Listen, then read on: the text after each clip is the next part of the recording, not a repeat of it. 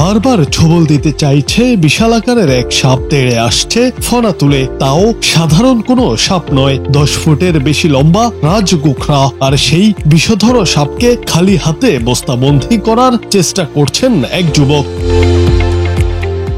এই ঘটনার একটি ভিডিও সামাজিক যোগাযোগ মাধ্যমে ভাইরাল হয়েছে। ভিডিওতে দেখা যায় একটি বাড়ির ভেতরে সংকীর্ণ গলিপথ, আর সেখানে সাদা কালো ডোরাকাটা প্রায় 10 ফুটের বেশি লম্বা সাপটিকে ধরার চেষ্টা করছেন এক যুবক। বারবার সাপটি তার ফনা তুলে ছোবল মারার জন্য যুবকের দিকে তেড়ে যাচ্ছে, আর যুবক সাপের মাথাকে পাইপের মধ্যে ঢুকিয়ে বস্তায় পুড়ে ফেলার চেষ্টা করছেন। একবার মাথা ঢুকিয়েও সাপটা টেনে বের করে ফেলে। বেশ কিছুক্ষণ চেষ্টার পর তাকে কাবু করতে সক্ষম হন ওই যুবক। যুবকের এমন সাহসিক কর্মকাণ্ড দেখে বিস্ময় প্রকাশ করেছেন সোশ্যাল মিডিয়া ব্যবহারকারীরা।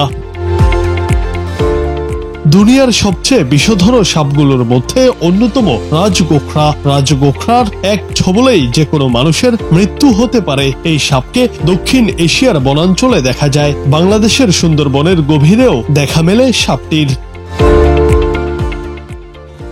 জুনায়েদ আহমেদ, বাংলা টিভি।